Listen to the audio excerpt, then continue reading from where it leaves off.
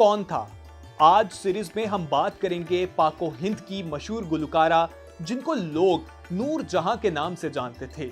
वो कौन थी, उनका ताल्लुक कहां से था? पाकिस्तान की मशहूर गुलकारा नूर जहां 21 सितंबर 1920 को बरतानवी हिंद के शहर कसूर में पैदा हुई। घरेलू नाम अल्लाह वसाई था। उनका घराना मौसीकी और गाना बजाने से वाबस्ता था, इसलिए उनके घर वालों ने उन्हें भी मौसीकी की तालीम हासिल करने के लिए उस्ताद के पास बिठा दिया। जबकि नूर जहां जाती तौर पर अदाकारी करने को भी पसंद करती थी।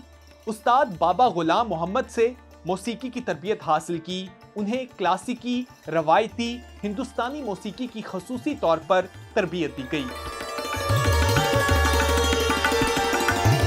उनको टमरी, धरपित, ख्याल और दीगर असनाफ़े मौसीकी पर छोटी उम्र में ही अबूर हासिल हो गया था। उन्होंने कमसनी में ही स्टेज पर अदाकारी और गुलकारी का मुजाहरा किया। उसके बाद अपनी बहनों के साथ कोलकाता चली गई और फिल्म पंजाब मेल में अदाकारी और गुलकारी की। गीत के बोल थे, सोने देसा विचो देस पंजाब। ये फिल्म 1935 में बनी। कोलकाता में कयाम के दौरान में उनकी मुलाकात अपनी वक्त की मारूफ और मशहूर गुलकारा मुख्तार बेगम से हुई। मुख्तार बेगम को अल्लाह वसाई बहुत पसंद आई। उन्होंने अल्लाह वसाई का नाम बेबी नूर जहां तजवीज़ किया और अपने शौहर आगा फिशर काश्मीरी को सिफारिश की कि वो बेबी नूर जहां को अपने थिएटर में मुलाजमा रखें। नूर जहां ने भी बारहा अपने मुख्तलिफ इंटरव्यूज में एहतराफ किया है कि वो मुख्तार बेगम की मदाह हैं और उनके अंदाज को नकल करते हुए सफेद साड़ी पहनकर उन्हीं की तरह साड़ी का पल्लू उंगली में लपेटती हैं। नूरजहां कहती हैं कि जब मुख्तार बेगम गाती थी तो हम महजूज होकर उन्हें सुनते और जब वो स्टेज से नीचे आती तो हम उनके जूते सीधे करते थे। नूरजहां की बहनों को सेठ सिख करनानी की कंपनी में मुलाजमत मिल गई और तीनों बहनें पंजाब मेल के नाम से मशहूर हुईं। नूरजहां ने काफी फिल्मों में बचपने के किरदारों के लिए अदाकारी भी की, जैसा कि 1935 के एक डी मोहरा की फिल्म पंडी कड़ी, उसमें फिल्म मिस्र का सितारा 1936 के लिए भी गायकी और अदाकारी भी की। 1947 में फिल्म हीर सयाल में नूरजहां ने हीर के बचपन का किरदार भी अदा किया। कोलकाता में कुछ अरसा कयाम के बाद नूरजहां लाहौर वापस आ गईं। मास्टर गुलाम हैदर ने उनके लिए बहुत सी धुनें तरतीब की, जिन्हें गाकर नूरजहां की शोहरत में मजीद इजाफा हुआ।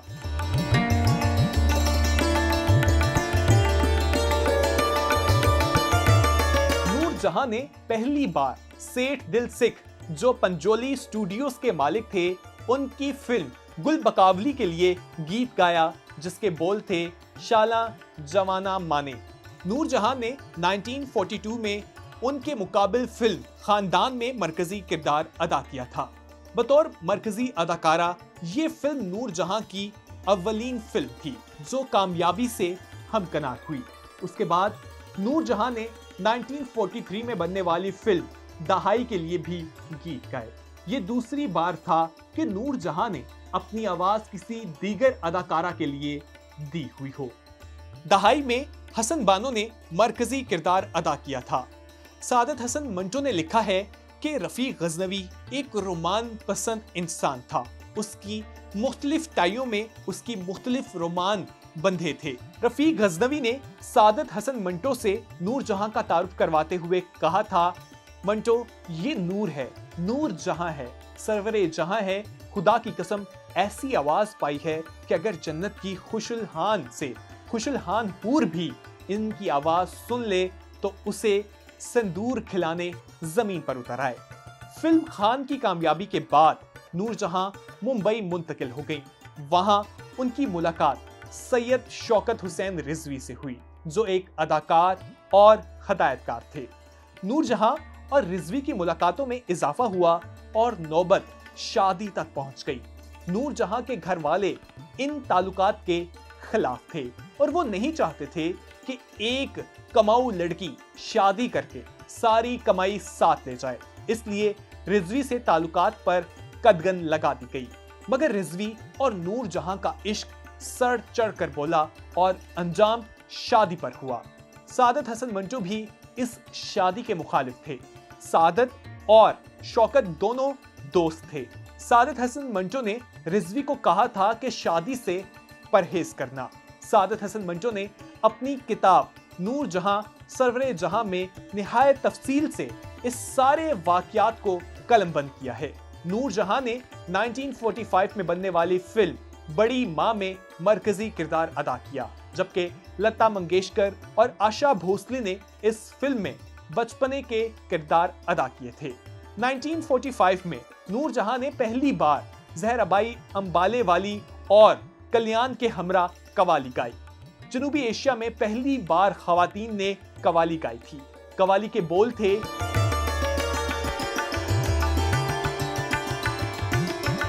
आहें भरे ना शिकवे किए। मिर्जा साहिबान नूरजहां की मुत्तहदा हिंदुस्तान में आखिरी फिल्म थी। नूरजहां ने 1932 से 1947 तक 127 गाने गाए, जबकि 69 फिल्मों में अदाकारी की। उन्होंने 12 खामोश फिल्मों में भी काम किया। नूरजहां ने जिन फिल्मों में काम किया उनमें से 55 फिल्में मुंबई, 8 फिल्में कोलकाता, 5 फिल्में लाहौर और 1 फिल्म रंगून यांगून बर्मा में बनाई गई थी। हिंदुस्तान की तकसीम के बाद नूरजहां और शौकत हुसैन रिजवी ने मिलकर RL शूरी स्टूडियो अलाट कराया और इसकी असर-ए-नो आबियारी की। वाज़ेह रहे कि इस दौर में शोरी स्टूडियो तकसीम हिंद के हंगामों में जल चुका था। शौकत हुसैन रिजवी ने अपने और नूरजहां के नाम को मिलाकर इसका नया नाम शाह नूर स्टूडियो रखा। जिस वक्त आप ये वीडियो देख रहे हैं, स्टूडियो का बड़ा हिस्सा खत्म हो चुका है और वहां पर वर्कशॉप्स और कुछ रिहायशी मकान बन चुके हैं, जबकि उनके कुछ ही फ्लोर्स और हॉल बाकी बचे हैं। शाह नूर स्टूडियो के लिए नूरजहां की पोती फातिमा सिकंदर ने लाहौर की सिविल अदालत में केस दायर कर रखा है कि उसकी वालदा को शाह नूर स्टूडियो से हिस्सा नहीं दिया गया। सैयद शौकत हुसैन रिजवी से नूरजहां की एक बेटी और 2 बेटे थे। बेटों का नाम अकबर रिजवी और असगर रिजवी, जबकि बेटी का नाम जिले-हुमा है। अकबर, असगर रिजवी और बेटी जिले-हुमा का इंतकाल हो चुका है। शौकत हुसैन रिजवी से तलाक लेकर नूरजहां ने बच्चे अपने पास रख लिए। नूरजहां 23 सितंबर 2000 को 80 साल 2 माह की उम्र में कराची में इंतकाल कर गईं। उनकी नमाज जनाजा इशा के बाद कराची में अदा की गई और डिफेंस हाउसिंग अथॉरिटी कराची के कब्रिस्तान में उनकी तदफीन अमल में आई। बेशक सबको वापस ही जाना है। कल नूरजहां की बारी थी, आज न जाने किसकी और आने वाले वक्त में हमारी। इस डॉक्यूमेंट्री को अगर आपने पसंद किया है तो हमें कमेंट सेक्शन में जरूर बताइएगा। तब तक के लिए अल्लाह के बाद।